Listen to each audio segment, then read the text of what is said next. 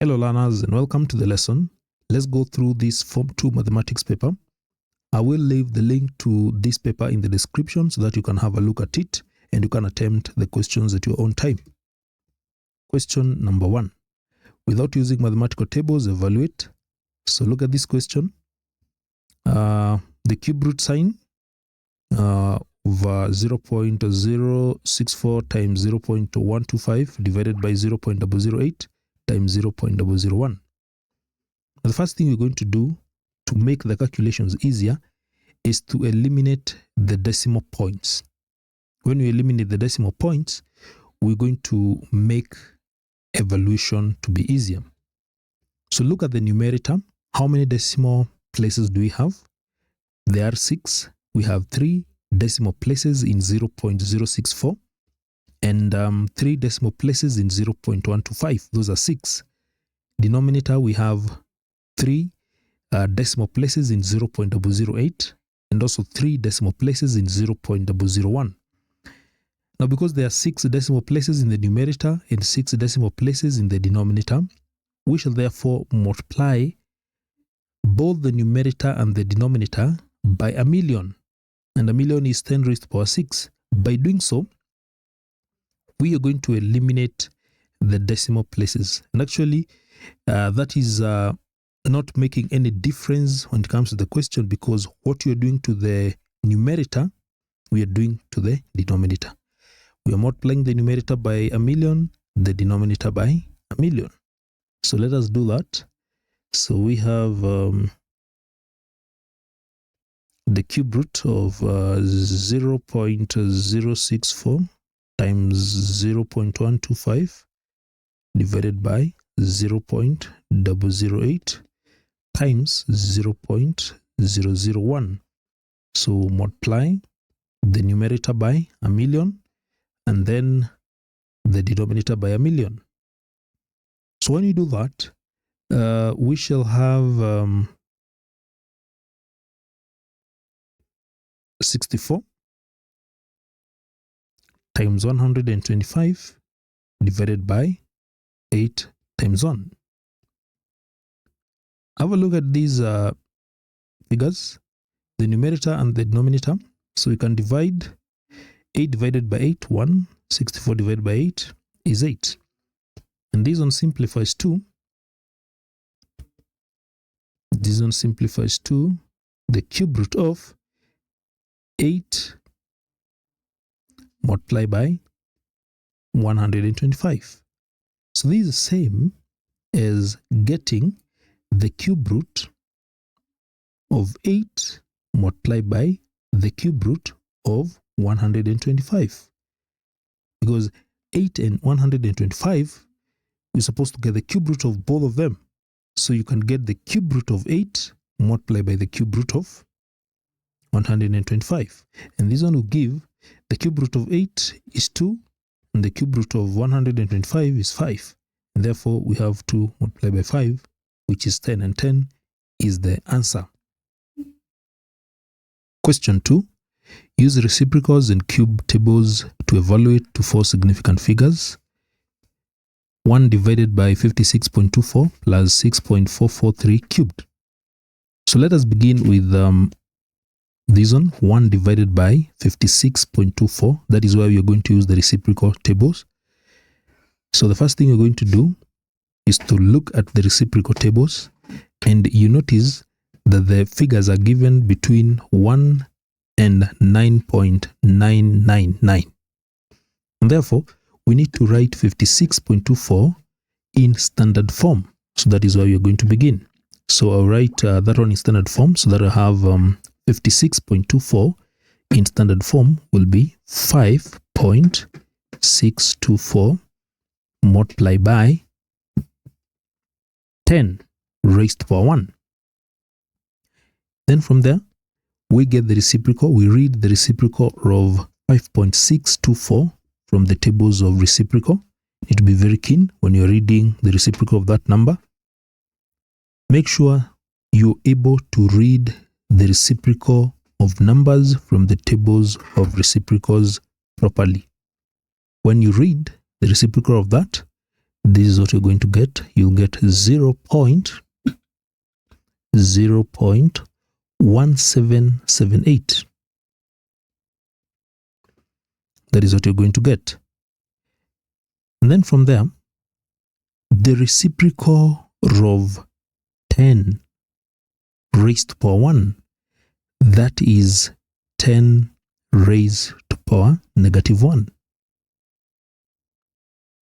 I repeat, the reciprocal of 10 raised to power 1 is 10 raised to power negative 1. In simple terms, the reciprocal of 10 is the same as 1 over 10. And 1 over 10 is what we refer to as 10 raised to power negative 1.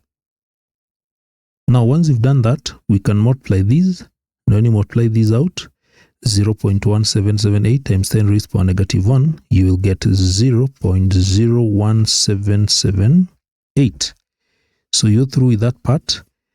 Now let's go to the other number, which is 6.443 cubed.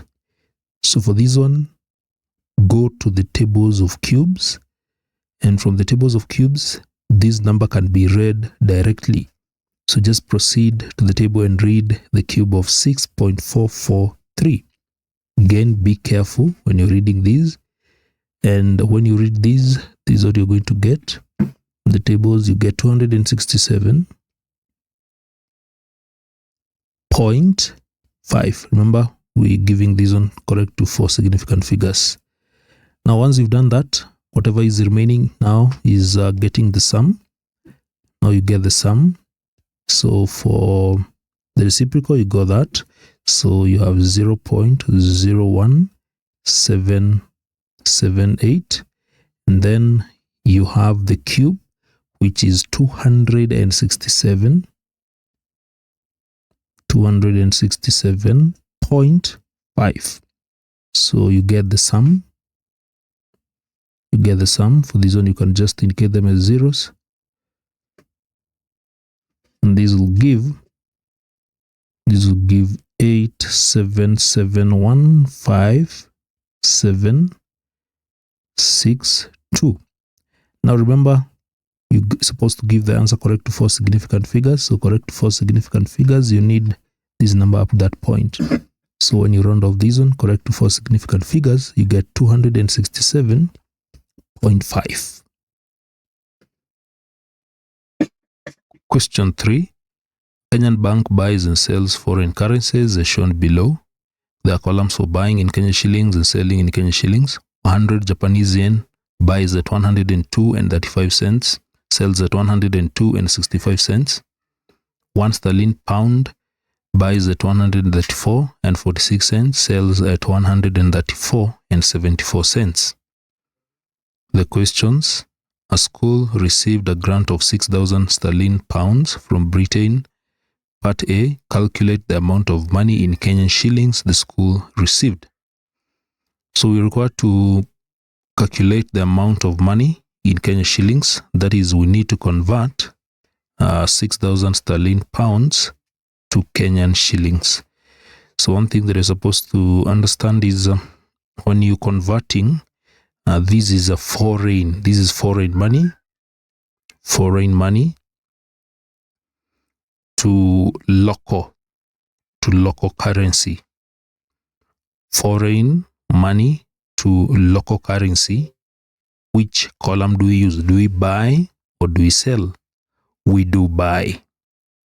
When you're converting foreign money to local money, in this case, we're converting 6,000 sterling pounds to Kenyan shilling, that is the local currency we're going to buy. And therefore, to convert this amount, we're going to simply use this column. You're going to use this amount.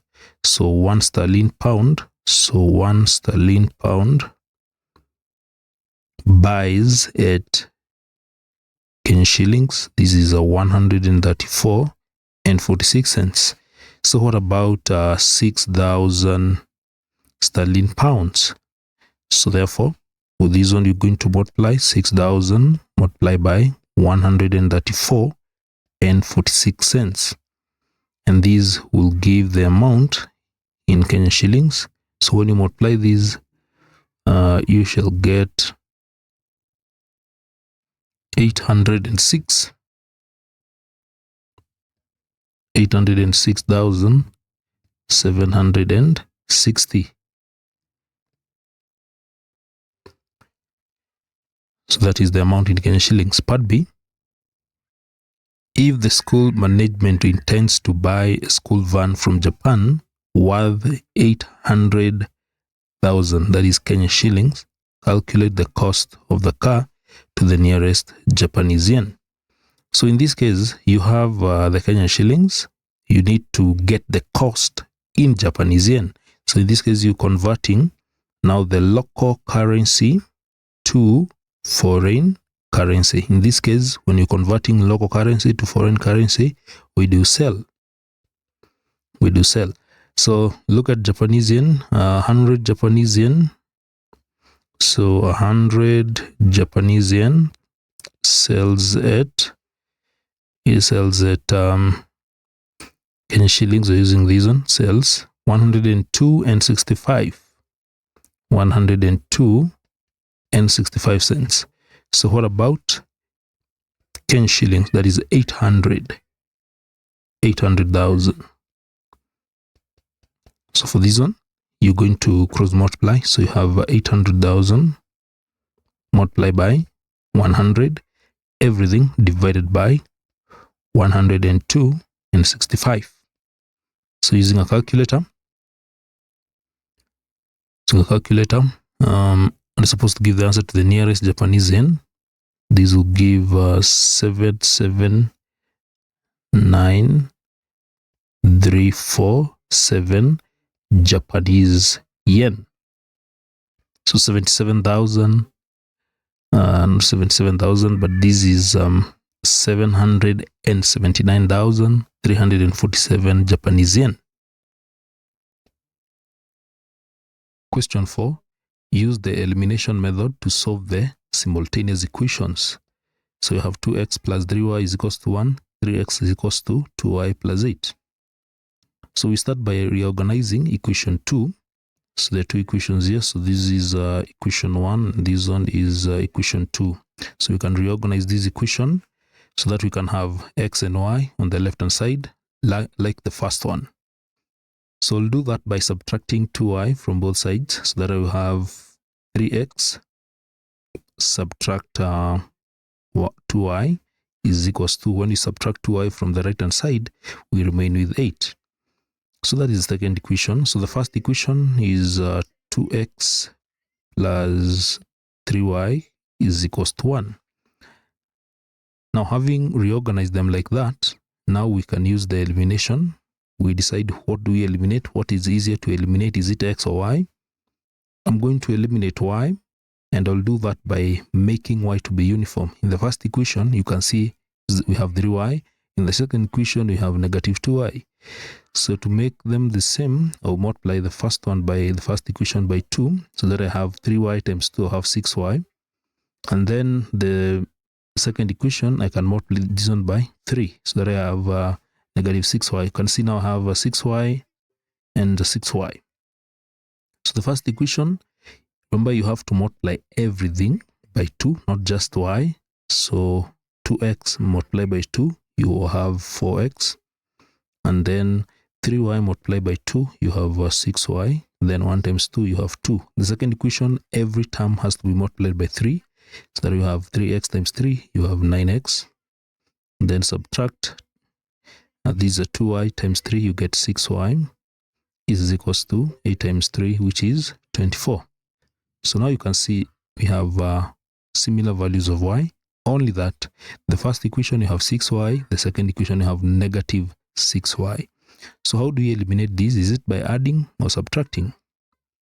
We eliminate this one by adding, because here you have 6y plus the second equation you have negative 6y. You have to be very keen with that negative 6y. So when we add, we are going to eliminate that. But if we subtract, we will not eliminate. So that this one will give 6y, subtract 6y is equals to 0. We've eliminated that. So we add. every other term for x plus 9x, that will give 13x. Then 6y plus negative 6y, we just obtain that one as 0. And then 2 plus 24, you get 26. So 13x is equals to 26. So we want to get the value of x.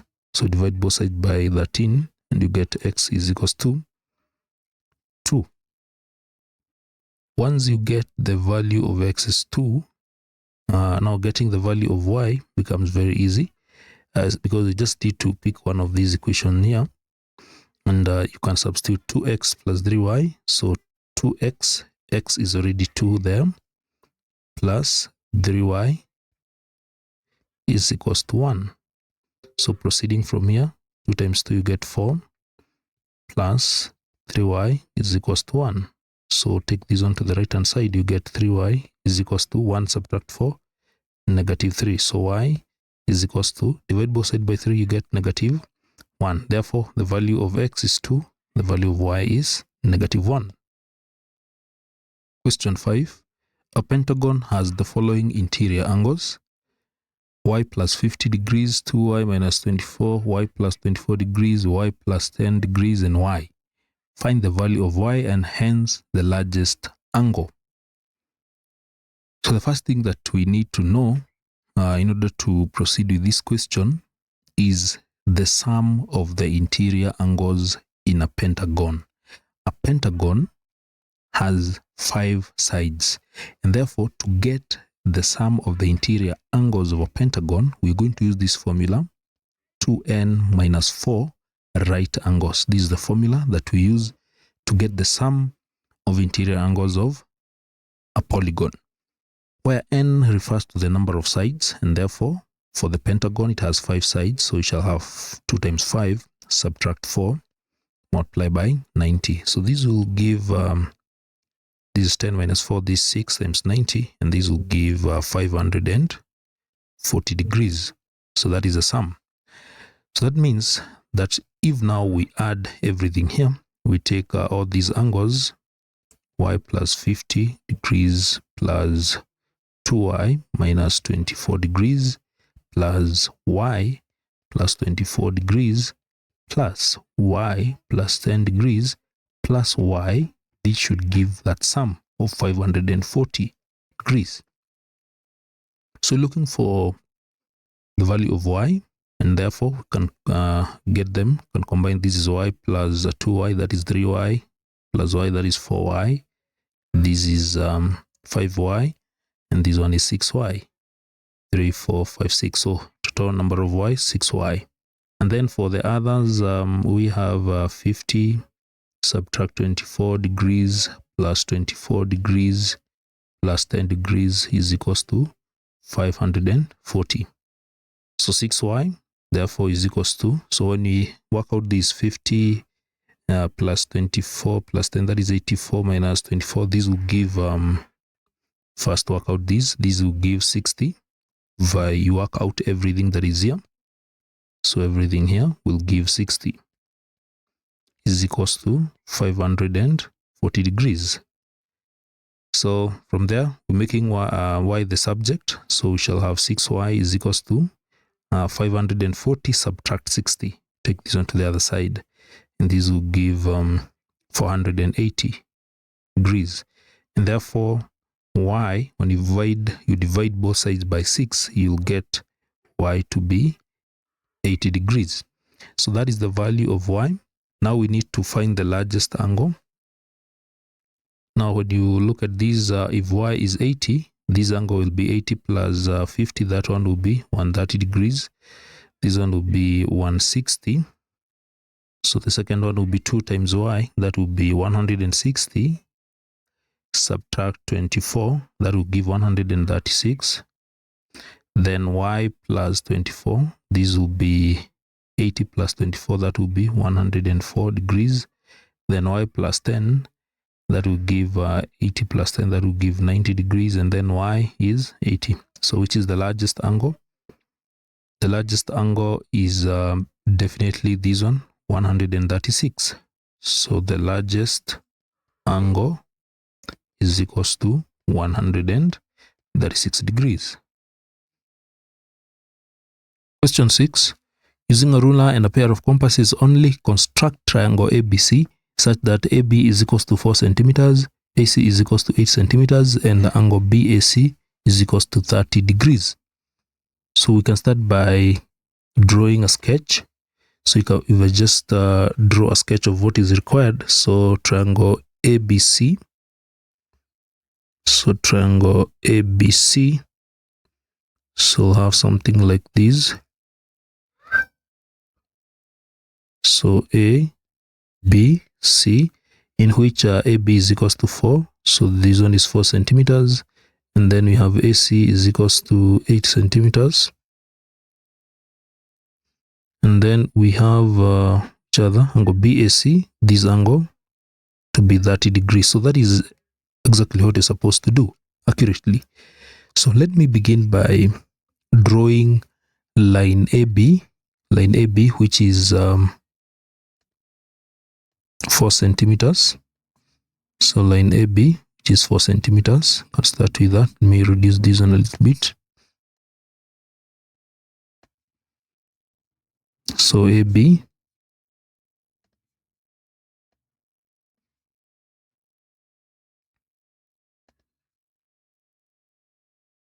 so mark a point there. So let me mark a point there. So that is point A.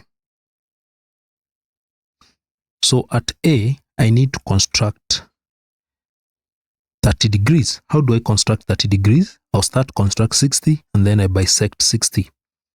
So this is how you construct 60 degrees. So this is how you construct 60 degrees. So you'll take your pair of compass here. You stand at A. Then adjust your pair of compass any convenient length.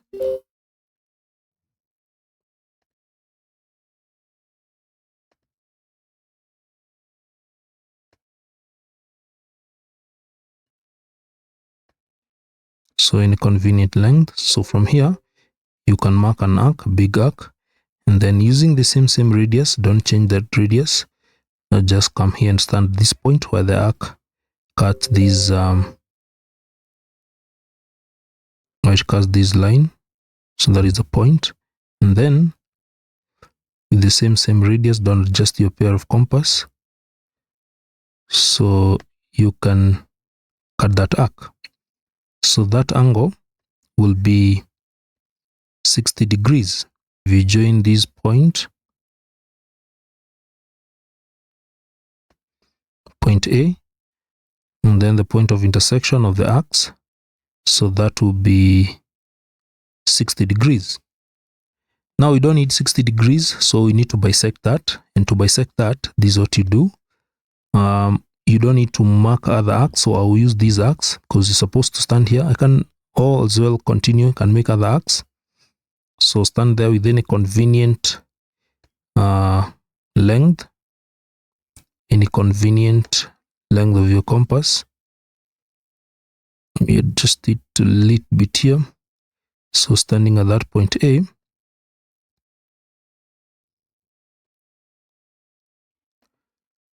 so mark an arc there with the same radius, without changing that. Then mark another arc there. Then from there, now you can adjust your pair of compass, and then you stand here, stand at that arc there, and then in a suitable radius there, compass, you can mark another arc there, and then with the same radius, don't adjust that, stand on this arc, and then cut that arc. So now that is how you bisect an angle. So from there, from this point A, join that one using a straight line like that, the point exactly on the point of intersection of those arcs. And now this is 30 degrees and this one is 30 degrees. Now remember, AB is supposed to be 4. AB was supposed to be 4. So let me take that measurement 4 from the ruler first.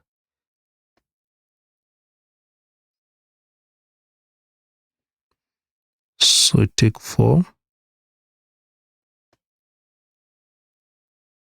So that is 4. So with that measurement of 4, standard A,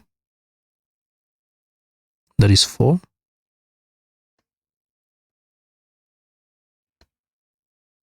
Is with the 4. So that is B. This is B. This is A. So this is 4 centimeters.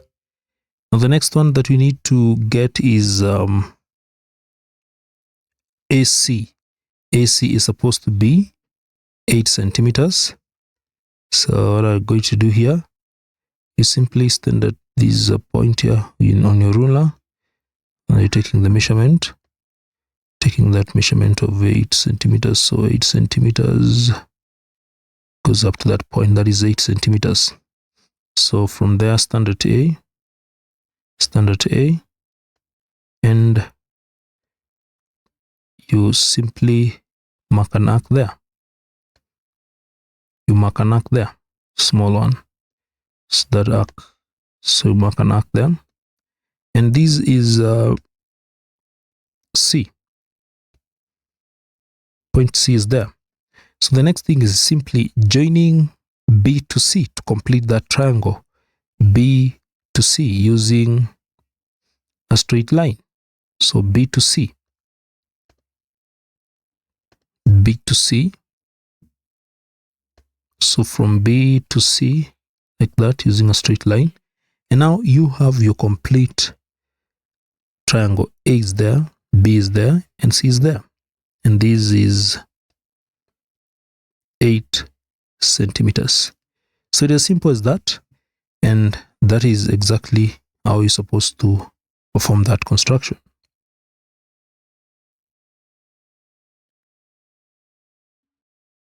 Question 7. Without using tables or calculator, evaluate.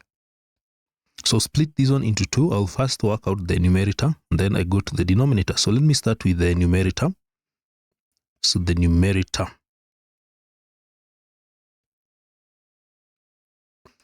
Now for the numerator, you can see we have different operations. You can see we have division, we have multiplication, we have brackets. So in that case, we must apply this rule, BODMAS. And in BODMAS, we are supposed to begin with brackets. So where do we have brackets in this question? So start with brackets. We have brackets here, negative 36 plus 30. We solve that, and this will give negative 6. So now I will write the whole numerator, negative 8 multiplied by 4 plus 144 divided by 4 of. I have evaluated this, negative 36 plus 30, that is negative 6. After working with brackets, what follows is off. So for off, I'm going to work out what we have here. So I'll work out whatever we have here. That is what will come next. So now I'll have 4 of negative 6. So write negative 8 multiplied by 4 plus 144 divided by 4 of negative 6 is same as 4 multiplied by negative 6, and that will give negative 24. Still reducing. After off we go, the next one that we should evaluate is division. Division is the next. So division is here. Division is there. That is what I'm supposed to work on. So I have negative 8 multiplied by 4 plus. So what is 144 divided by negative 24? That will give negative 6. That will give negative 6. Now, you need to be very keen here. So you have positive and negative. So in that case where we have positive and negative, that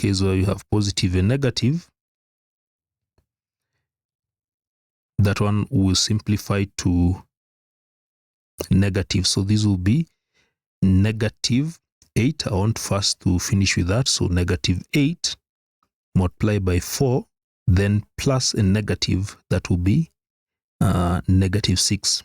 Remember, multiplication, when you multiply positive times a negative, that will be a negative. Now after doing that, what is remaining now is multiplication.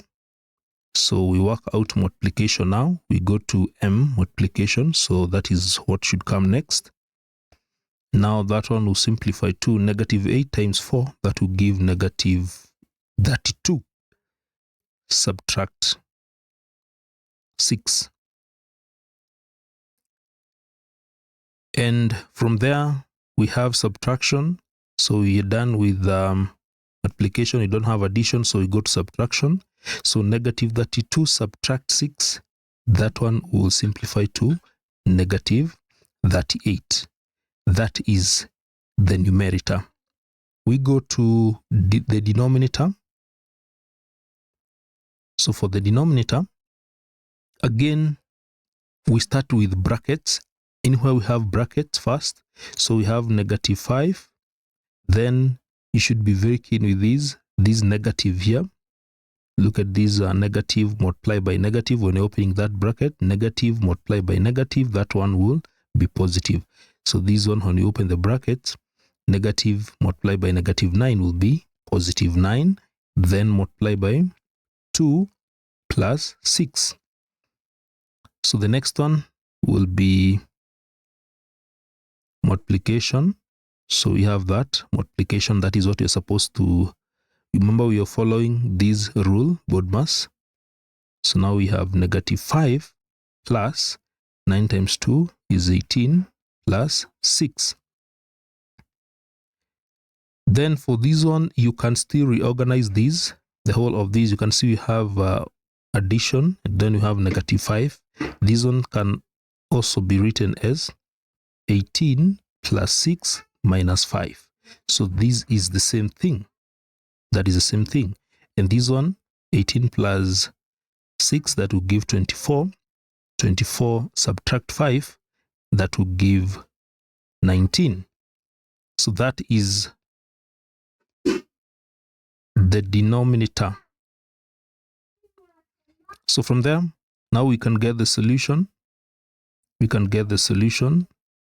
For the numerator, we have negative 38. For the denominator, we have 19. So when you divide these, we get negative 2 as the solution. Question 8. A saleswoman is paid a commission of 2% on goods sold over 100,000 Kenyan shillings. She is also paid a monthly salary of 12,000 Kenyan shillings. In a certain month, she sold goods worth 180,000 Kenyan shillings.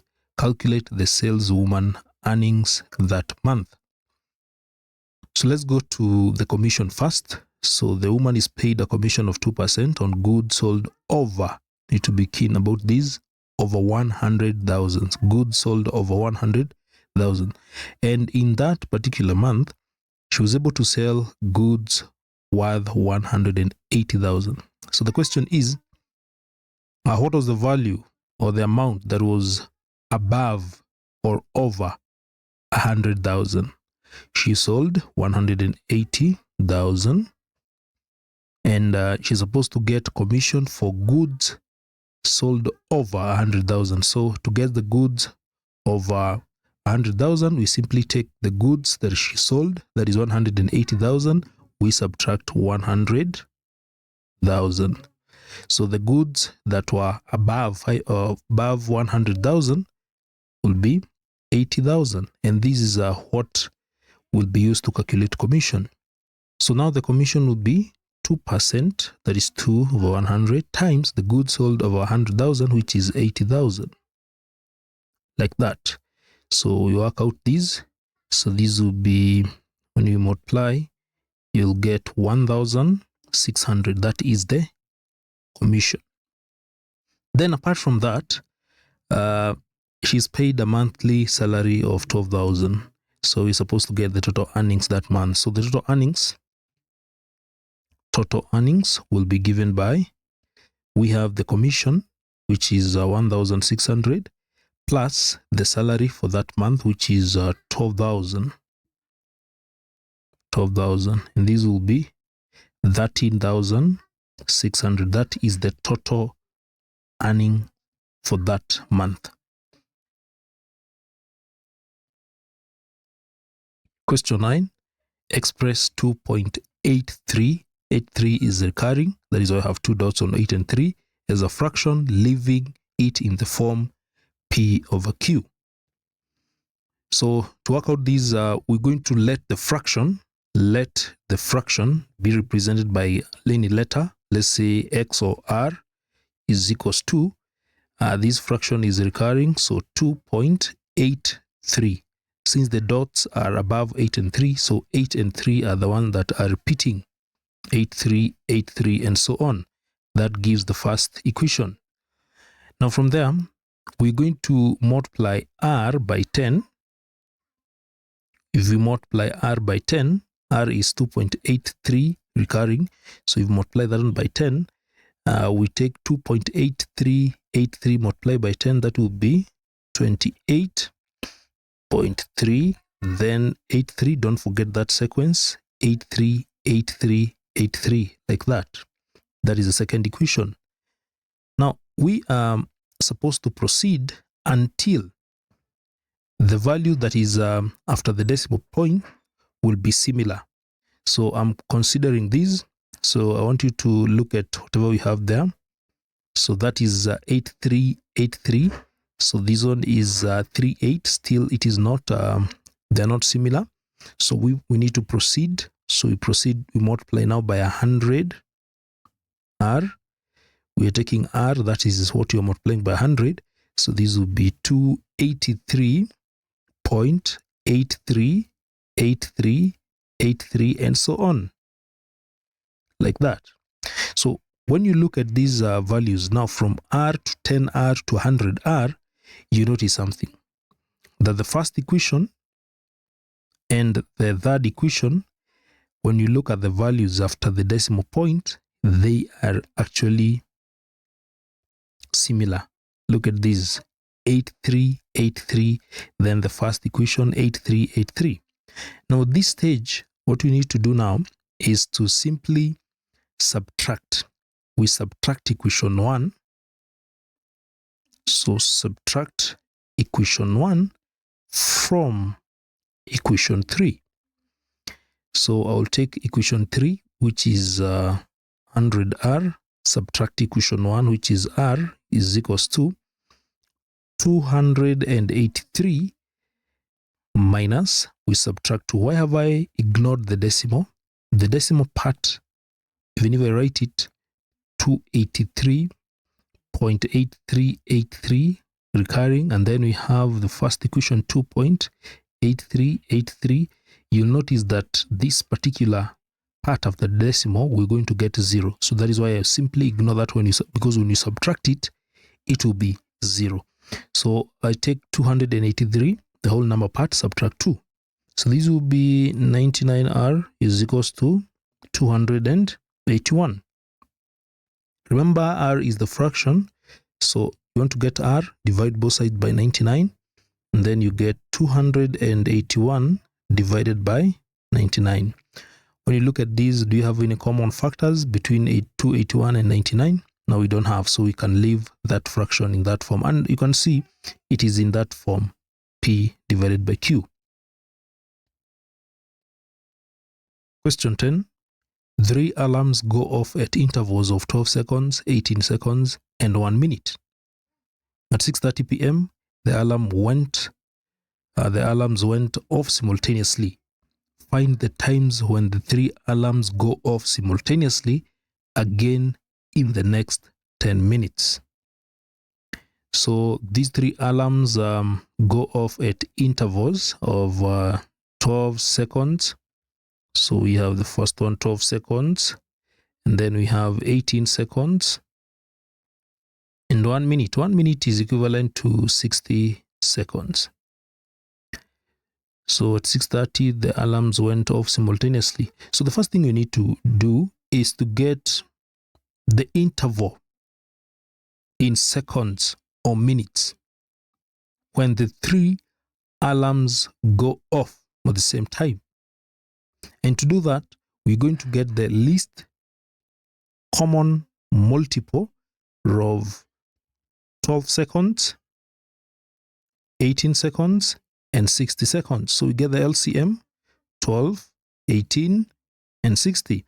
So this will give us the interval after which the 3 alarms will go off simultaneously. At what time will they go off, 3 of them?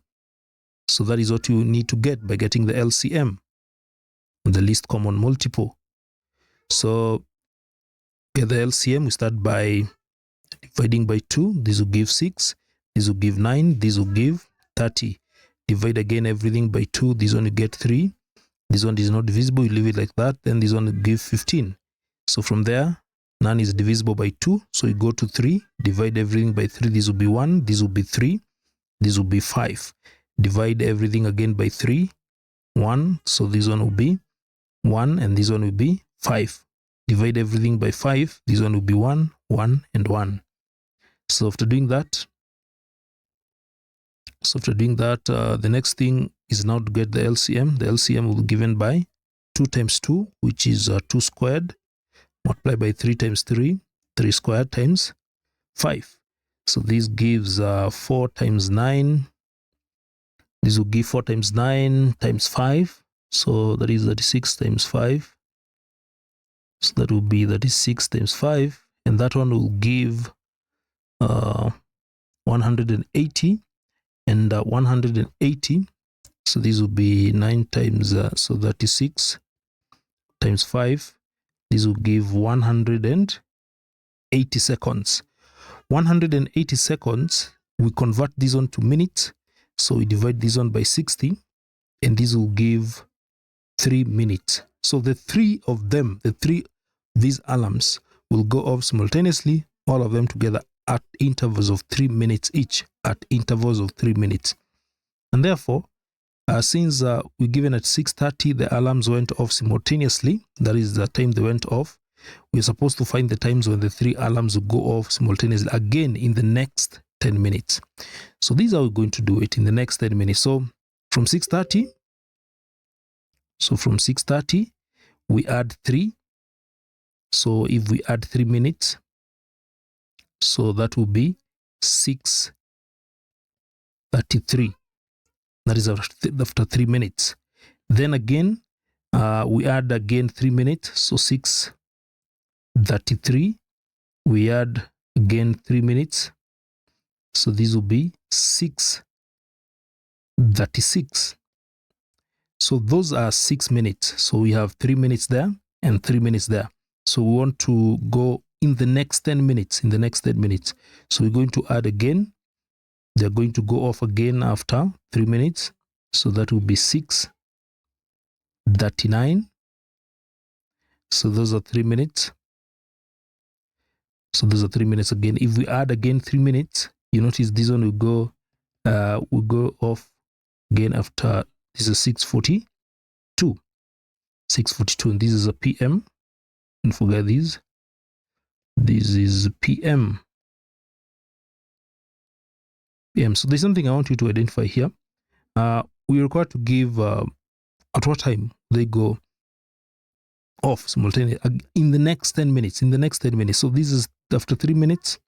That is 3 minutes again. That is 6. Then after another 3 minutes, that is 9. You notice at this stage, this will now be 12.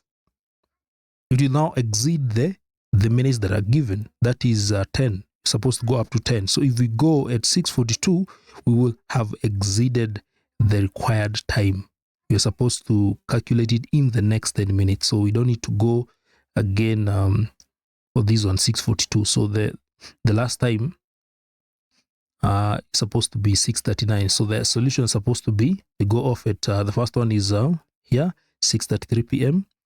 Then from there 6:32, that's 6 p.m. And then the last one is 6:39. 6:42 will have exceeded those required 10 minutes.